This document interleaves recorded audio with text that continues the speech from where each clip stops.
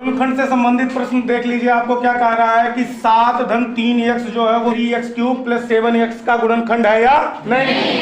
आप लोग यह जानते हैं कि कोई भी संख्या किसी की गुणनखंड तब होगी जब इससे भाग देने के बाद जो आपका शेषफल हो वो शून्य हो, कुछ ना बचे।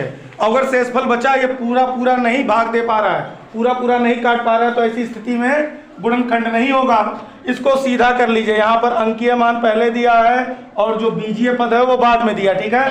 तो हम इसको क्या कर लेंगे, 3x प्लस 7।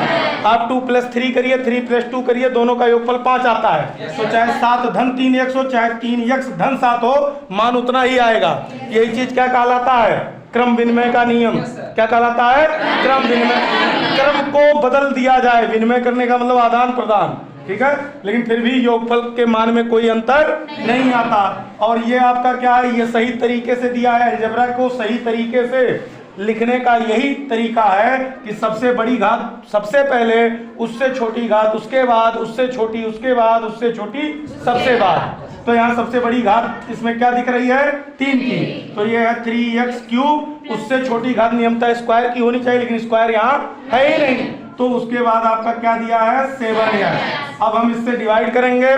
डिवाइड करने के लिए आप लोगों को बताए थे, केवल फोकस इस पर करिए कि पहला अंक पहले अंक के बराबर हो जाए। 3 के बराबर है, यानी इसका गुणांक 3, इसके गुणांक 3 के बराबर है, तो गुणांक में यहाँ कुछ नहीं आएगा। अब आप वेरिएबल पर चलिए, चर की पद पर चलिए। चर यहाँ पर x है, यहाँ पर क्या है, x क्यूब, यानी किससे गुणा कर दिया जाए, x स्क्वायर से। तो x स्क्वायर का गुणा होगा 3x से, तो हो जाएगा 3x क्यूब। लेकिन इसका गुणा इसके दूसरे पद में भी होगा।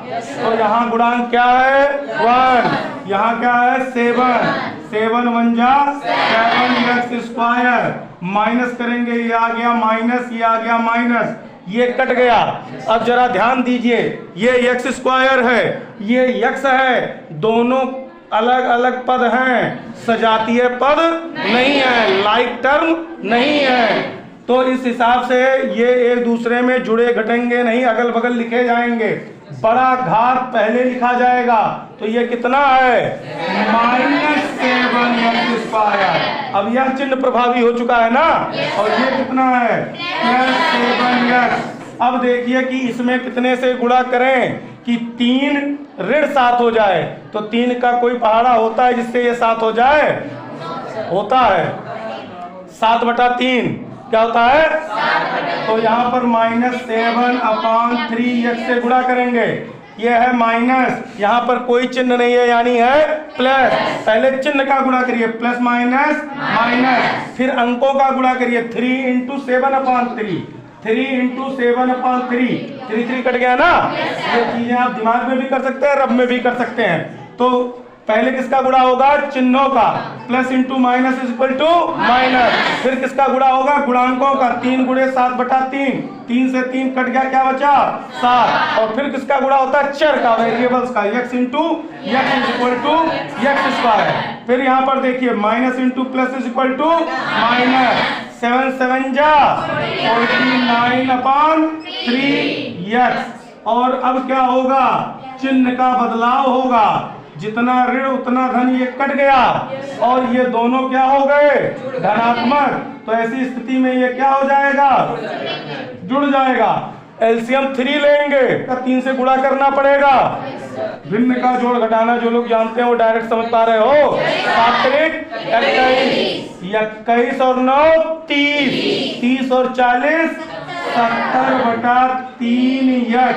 अब ऊपर से नीचे उतरने के लिए कोई संख्या नहीं बची है, और कट करके या पूरा समाप्त नहीं हुआ, या क्या बच गया, शेषफल बच गया।